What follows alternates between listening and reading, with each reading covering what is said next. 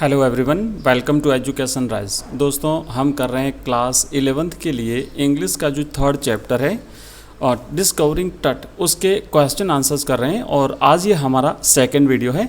इसका जो first part था वो हमने पहले ही कर लिया है और उसका लिंक इस वीडियो के डिस्क्रिप्शन में मिल जाएगा।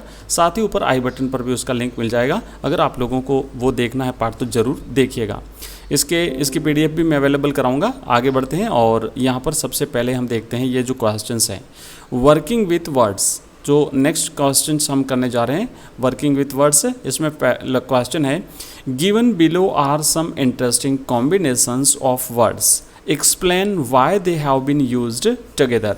तो यहाँ पर कुछ शब्दों का कॉम्बिनेशन दिया गया है ना, अलग अलग, जैसे ghostly dust devils, dark bellied clouds. तो ये जो कुछ कॉम्बिनेशन है वर्ड्स का, ये आपको एक्सप्लेन करना है कि ये कॉम्बिनेशन जो है वो यहाँ पर क्यों उसका यूज़ क्यों किया गया है, ये कॉम्बिनेशन यूज़ क्यों किया गया है, ये आपको बताना है। तो मैं यहाँ पे वर्ड्स पढ़ लेता हूँ कौन कौन सा कॉम्बिनेशन है। पहला है घॉस्टली डस्ट डेविल्स, नेक्स्ट है डार्क बेलिड क्लाउड्स, थर्ड है डेजर्ट स्काई, नेक्स्ट है कैस्केट ग्रे, अगला है स्टनिंग आर्टिफैक्ट्स, नेक्स्ट है इटरनल ब्रिलियंस, नेक्स्ट है फनरेरी ट्रेजर्स, अगला है रिचुअल रेजिन्स, नेक्स्ट है साइंटिफिक डिटैचमेंट्स एंड नेक्स्ट है वर्चुअल बॉडी। तो ये आपने जो लेसन चैप्टर पढ़ा उसमें आपने ये सारे वर्ड्स जो है वो ज़रूर पढ़े होंगे। तो ये जो है ना, इसका कॉम्बिनेशन क्यों किया गया, इसका अर्थ हम यहाँ पे नहीं समझेंगे, है ना। यहाँ पे हमें मीनिंग इसका नहीं समझना है। मीनिंग हम लेसन जो चैप्टर पढ़ा है हमने उसमें अच्छी तरह से समझ लिया है। अगर आपने लेसन चैप्टर नहीं पढ़ा हो तो हमारे जो लिंक है ना नीचे डिस्क्रिप्शन में, वहाँ पर इसकी पूरी प्लेलिस्ट दी हुई है, तो वहाँ जाकर के आप इसे ज़रूर पढ़ लीजिएगा। तो ये कॉम्बिनेशन क्यों है, इसका आंसर लिखना है कि words are use to convey appropriate senses. शब्द इसलिए प्रयोग किए जाते हैं ताकि उसका उचित अर्थ जो है वो हमें समझ में आ जाए। They are combined together to produce special effects. तो ये इसीलिए यहाँ पर यूज़ किए जाते हैं या फिर कंबाइन किए जाते हैं ताकि एक विशेष प्रभाव इसका उत्पन्न किया जा सके, है ना, स्पेशल इफेक्ट जो है वो उसे प्रोड्यूस किया जा सके। These combinations of words make situations more likely and real. ये जो कॉम्बिनेशन है वर्ड्स का, ये वर्ड्स का कॉम्बिनेशन सिचुएशन को और ज़्यादा सजीव और ज़्यादा वास्तविक बना देता है। The combination of words make sentences attractive. और एक और बात यह है कि ये जो वर्ड कॉम्बिनेशन ऑफ वर्ड्स है ये सेंटेंस को अट्रैक्टिव बना देता है, सेंटेंस को, वाक्य को आकर्षक बना देता है। तो इसीलिए, है ना, अलग अलग चीज़ें हैं। पहला तो ये है कि ये जो कॉम्बिनेशन है ये एक स्पेशल इफेक्ट्स को प्रोड्यूस करता है, उसके बाद में ये एक सिचुएशंस को मोर लाइकली और रियल बना देता है, और तीसरा है सेंटेंस को अट्रैक्टिव बना देता है। तो तीन चीज़ें आपको इसमें लिखनी है, इसीलिए ये कॉम्बिनेशन ऑफ वर्ड्स यहाँ पर दिए गए जाते हैं। नेक्स्ट अगला है number 2। Here are some commonly used medical terms. Find out their meaning. यहाँ पर कुछ सामान्यतया प्रयोग किए जाने वाले कुछ मेडिकल टर्म्स हैं। इन टर्म्स का आपको अर्थ जो है वो पता लगाना है। तो यहाँ पर वर्ड्स जो है वो है CT स्कैन, ऑटोप्सी। यहाँ पर अर्थ बताना है, मीनिंग बताना है, इसका अर्थ क्या होता है ना। What is CT scan, what is autopsy, postmortem, MRI, dialysis, angiography, tomography, ECG, biopsy, etcetera etcetera. तो आइए देखते हैं one by one. First of all CT scan, C for computed, T for tomography. तो स्कैन का मतलब होता है scan करना, ओके। तो CT स्कैन क्या होता है कि कंप्यूटेड टोमोग्राफी, है ना, CT for computed tomography. Computed tomography is a medical examination. ये एक प्रकार की जांच होती है, मेडिकल जांच होती है। That uses a computer to produce an image of the inside of somebody's body.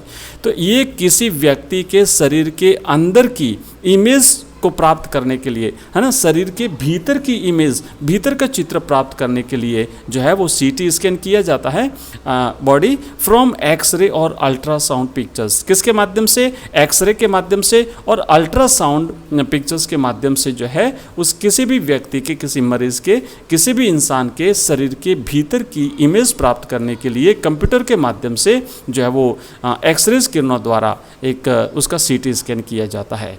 Next है ऑटोप्सी। ऑटोप्सी क्या होता है, तो आप इसका आंसर लिखेंगे कि an autopsy is an official examination of a dead body by a doctor in order to discover the cause of death. Autopsy जो है ये एक डेड बॉडी की ऑटोप्सी की जाती है, एक परीक्षण किया जाता है, एग्जामिनेशन किया जाता है उसकी मृत्यु के कारण का पता लगाने के लिए, है ना, कि उसकी मृत्यु किस कारण से हुई है इसका पता लगाने के लिए डेड बॉडी की ऑटोप्सी की जाती है। ध्यान रखिएगा, ऑटोप्सी डेड बॉडी की होती है और मृत्यु के कारणों का पता लगाने के लिए जो जाँच होती है वो ऑटोप्सी कहलाती है। नेक्स्ट पोस्टमार्टम, है ना, postmortem is a medical examination of a dead body by a doctor in order to find out how she or he is died। तो ये भी क्या होता है कि ये भी एक मेडिकल एग्जामिनेशन है, ये भी एक मेडिकल जांच होती है जो कि डेड बॉडी की जाती है, यानी मृत्यु के पश्चात की जाने वाली जांच। पोस्टमार्टम और ऑटोप्सी दोनों जो है वो मृत्यु के पश्चात की जाने वाली जांचें होती हैं डेड बॉडी की। और इसमें क्या होता है पोस्टमार्टम में कि doctor in order to find out how he oblique she died, कि वो किस तरीके से मरा इसका पता लगाने के लिए उसका पोस्टमार्टम जो है वो उस डेड बॉडी का किया जाता है। Next is MRI। MRI क्या होता है, तो MRI means magnetic resonance imaging, है ना, MRI। तो ये क्या है, a method of using a strong magnetic field to produce an image of the inside of a person's body. किसी व्यक्ति के बॉडी के भीतर की इमेज प्राप्त करने के लिए बहुत ही स्ट्रॉन्ग जो मैग्नेटिक फील्ड होते हैं, है ना, मैग्नेटिक जो फील्ड होते हैं उसके माध्यम से इमेज को प्रोड्यूस किया जाता है, इमेज जो है वो प्राप्त की जाती हैं। तो ये जो है वो मैग्नेटिक रेजोनेंस इमेज यानी MRI कहलाती है। और नेक्स्ट है डायलिसिस। डायलिसिस जो प्रोसेस होती है ना, dialysis is a process for taking waste substances out of the blood of people with damaged kidneys. कि इंसान की जब किडनीज डैमेज हो जाती हैं, जब वर्क नहीं करती ढंग से, है ना, किडनी जब खराब हो जाती है, इंसान के भीतर शरीर में 2 किडनीज होती हैं और वो जब खराब हो जाती हैं, एक्चुअली किडनी क्या करता है कि ब्लड को साफ करने का काम करती हैं। तो जब किडनी खराब हो जाती है तो फिर उस इंसान का समय समय पर, है ना, डायलिसिस करवाना पड़ता है ताकि हमारे जो ब्लड में, है ना, ब्लड के भीतर जो वेस्ट सब्सटेंस होते हैं, जो वेस्ट पदार्थ होते हैं, उनको बाहर निकालने के लिए व्यक्ति का डायलिसिस किया जाता है। खून साफ करने की प्रक्रिया होती है, इसे डायलिसिस कहते हैं। And next one is angiography. Angiography is a medical examination of blood vessels. तो हमारी जो रक्त कोशिकाएं होती है, रक्त कोशिकाओं की मेडिकल जांच को एंजियोग्राफी कहते हैं। Next one is tomography. Tomography is a technique used in imaging an object in cross sections. तो क्रॉस सेक्शन में इमेज प्राप्त करने के लिए टोमोग्राफी की जाती है। And next one is ECG। E for electro, C for cardio and G for gram। तो इलेक्ट्रोकार्डियोग्राम, है ना, electrocardiogram ECG, it records heart beats with electrical activity. तो ये इलेक्ट्रिकल एक्टिविटी के माध्यम से किसी इंसान के हार्ट बीट्स को, उसकी धड़कनों को रिकॉर्ड करता है, ECG कहलाती है। And next is biopsy. Biopsy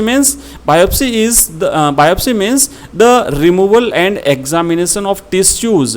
जो tissues होते हैं उसको remove करना एंड साथ ही साथ उसका परीक्षण करना from the body of somebody who is ill। कोई बीमार व्यक्ति के शरीर में से tissues को remove करना और उसकी जांच करना बायोप्सी कहलाता है। In order to know more about his diseases। किसी व्यक्ति की बीमारियों का और ज़्यादा पता लगाने के लिए, बीमारियों के कारणों का पता लगाने के लिए, बीमारी का पता लगाने के लिए जो है वो टिश्यूज़ का जो एग्जामिनेशन किया जाता है वो बायोप्सी कहलाता है। तो ये कुछ मेडिकल टर्म्स थे जिनको हमने समझा। और नेक्स्ट है थिंग्स टू डू, कुछ करने वाली चीज़ें। ओके, फर्स्ट है The constellation Orion is associated with the legend of Orisis, the god of afterlife। Orisis जो है ना, ऑरिसिस जो है ये मृत्यु के बाद का देवता माना जाता है, मृत्यु के बाद का देवता। तो constellation of Orion is associated, तो इसका जो ओरियन जो है ना वो इससे जुड़ा हुआ है, ठीक है, ऑरिसिस से जुड़ा हुआ शब्द है। Find out the astronomical descriptions and legends associated with the following. तो इनसे जुड़े हुए जो नीचे दिए गए हैं, इनसे जुड़े हुए जो लीजेंड्स हैं इनका आपको पता लगाना है, बताना है। सबसे पहले है अर्सा माइनर जिसे हम सप्तऋषि मंडल कहते हैं। नेक्स्ट है पोलरिस जिसे हम ध्रुव तारा कहते हैं। नेक्स्ट है पेगासस जिसे विंज्ड हॉर्स कहते हैं, पंखों वाला घोड़ा कहते हैं। नेक्स्ट है सीरियस जिसे हम डॉग स्टार कहते हैं। And last one is Gemini जिसे मिथुना कहते हैं। जेमिनी जो कि हमारा जो राशियाँ होती है हमारी, उसमें जो तीसरी राशि है जेमिनी, ठीक है। तो इन सब के बारे में हम जानेंगे। फर्स्ट वन इज अर्सा मेजर, एक होता है अर्सा माइनर और ये है अर्सा मेजर। तो अर्सा मेजर का मतलब होता है सप्तऋषि मंडल। और सप्तऋषि मंडल क्या होता है? 7 तारों का जो समूह होता है ना। The great bear known as Saptarishi Mandal in India is a large northern constellation containing 7 conspicuous stars called the Septentrions। तो भारत में इसे हम सप्तऋषि मंडल के नाम से जानते हैं। 7 तारों का समूह है ना। Constellation containing 7 conspicuous stars. तो 7 जो तारे हैं इनका जो समूह होता है विशेष करके उत्तर की तरफ है ना, नॉर्दर्न एरियाज़ में, तो वो जो है वो क्या कहलाता है? अर्सा मेजर कहलाता है, जिसे हम सप्तऋषि मंडल के नाम से भी जानते हैं। नेक्स्ट है पोलरिस, है ना। पोलरिस यानी ध्रुव तारा जिसे हम पोल स्टार के नाम से भी जानते हैं। Polaris the brightest star in the constellation. तो जो तारा मंडल है उस तारा मंडल में सबसे चमकदार जो तारा है वो पोलरिस कहलाता है और जिसे भारत में हम ध्रुव तारा के नाम से सामान्यतः जानते हैं। Ursa Minor is also known as the pole star और नॉर्थ स्टार। इसे उत्तर तारा या फिर ध्रुव तारा या फिर पोल स्टार के नाम से भी जानते हैं और इसे अर्सा माइनर के नाम से भी जानते हैं। अभी हमने जो किया ना अर्सा मेजर, तो सप्तऋषि मंडल जो है उसे तो कहते हैं अर्सा मेजर और जो ध्रुव तारा है उसे कहते हैं अर्सा माइनर। नेक्स्ट है पेगासस। पेगासस को विंज्ड हॉर्स, पंखों वाला घोड़ा के नाम से भी जाना जाता है। इन ग्रीक मिथोलॉजी, बात करते हैं ग्रीक मिथोलॉजी की। A winged horse sprung from the blood of Medusa, a blow of whose hoof caused the fountain of poetic inspiration। and इसका दूसरा है a northern constellation within 45 degrees of each side of the equator, it can be seen in the meridian at 9 PM in October। विशेष करके अक्टूबर के महीने में 9 बजे के आसपास जो मेरिडियन होता है वहाँ पर इसे देखा जा सकता है। और नेक्स्ट है सीरियस, और सीरियस को हम डॉग स्टार के नाम से जानते हैं। आप ये जो चित्र देख रहे हैं है ना, ये जो चित्र देख रहे हैं ये सीरियस है, यानी जो डॉग स्टार है उस तारे का है। The brightest star in the constellation Canis Major, और इसे हम कैम्स मेजर के नाम से जानते हैं। कैम्स मेजर जो तारामंडल है उसमें ये जो दिखाई देने वाला सबसे चमकदार जो तारा है ये सीरियस यानी डॉग स्टार के नाम से जाना जाता है।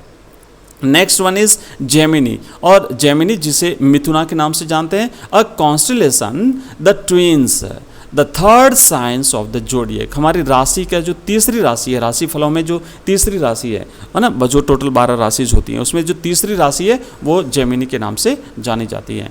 एंड नेक्स्ट जो हमारा सेकंड क्वेश्चन है वो है sum of the leaves and flowers mentioned in the passages for adorning the dead body are willow, olive, celery, lotus and cornflower. Which of these are common in our country. तो यहाँ पर क्या हुआ कि जो डेड बॉडी को सजाने के लिए, डेड बॉडी पर के साथ रखने के लिए कुछ जो लीव्स हैं और साथ ही साथ फ्लावर्स हैं उसका उल्लेख हुआ है पैसेज में। इस चैप्टर के विभिन्न पैसेज में उनका उल्लेख हुआ है। तो उसमें से जो जो लीव्स हैं और जो फ्लावर्स हैं वो कौन कौन से हैं? वो हैं विलो, है ना, olive, salary, lotus, cornflour etcetera etcetera. आपको ये बताना है कि इनमें से कौन सी चीज़ें हमारे देश में पाई जाती हैं। तो आप लिखेंगे कि lotus and cornflower are common in our country. इसमें से लोटस यानी कमल और कॉर्नफ्लावर, तो ये तो हमारे देश में जो है वो सामान्यतया पाए जाते हैं। Next one is name some leaves and flowers that are used as adornments in our country. हमारे देश में, भारत में जो एडोनमेंट्स के रूप में, सजावट के रूप में जो चीज़ें काम में ली जाती हैं, कुछ पत्तियां और कुछ फ्लावर्स, फूल्स, उनके बारे में बताना है आपको कौन कौन से हैं। तो सबसे पहले हम बात करेंगे पत्तियों की। पत्तियां कौन कौन सी हैं? तो leaves used as adornments are mango, banana, peepal, ashoka, jamun etcetera. तो ये तो हैं लीव्स। और फ्लावर्स कौन कौन से हैं? Flowers used as adornments are rose, jasmine, marigold, lotus etcetera. तो ये जो है ना, ये हमने इसके क्वेश्चन आंसर्स किए हैं 2 भागों में, डिस्कवरिंग तट के, और इसके बाद में हम करेंगे नेक्स्ट जो हमारा चैप्टर है उसके क्वेश्चन आंसर्स करेंगे और उसको चैप्टर को कंप्लीट हम पढ़ेंगे भी। और इसकी पीडीएफ के लिए मैंने आपको पहले ही बताया था, अगर आप इसकी पीडीएफ चाहते हैं और हमारे सभी वीडियोज़ की पीडीएफ चाहते हैं तो आप हमारा ऐप एजुकेशन राइज नाम से है, जो कि प्ले स्टोर पर अवेलेबल है, आप उसे डाउनलोड करिए। वहाँ पर हमने विभिन्न क्लासेस के लिए विभिन्न सब्जेक्ट वाइज कोर्सेस लॉन्च किए हुए हैं, और हमारे सभी पीडीएफ है ना जो रिलेटिव चैप्टर है उस चैप्टर के अंदर आपको मिल जाएगी पीडीएफ, वहाँ से आप प्राप्त कर सकते हैं। इसके अलावा वहाँ पर आपको मिलेंगे ऑनलाइन टेस्ट की सुविधा, और आपको वहाँ पर मिलेगी जो चैप्टर के नोट्स हैं वो भी वहाँ पर मिल जाएंगे, और हमारे जितने भी जो चैप्टर वाइज हमने वहाँ पर जो बनाए हुए हैं उनके वीडियोज़ वहाँ पर वीडियो लेक्चर्स भी वहाँ पर आपको मिल जाएंगे। तो ज़रूर डाउनलोड करिए, लिंक इस वीडियो के डिस्क्रिप्शन में दिया हुआ है, और आप हमारा टेलीग्राम चैनल भी ज्वाइन कर लीजिए, जिसका लिंक भी इस वीडियो के डिस्क्रिप्शन में दिया हुआ है। थैंक यू, मिलते हैं नेक्स्ट चैप्टर में, तब तक के लिए आप सभी का बहुत बहुत धन्यवाद, बाय।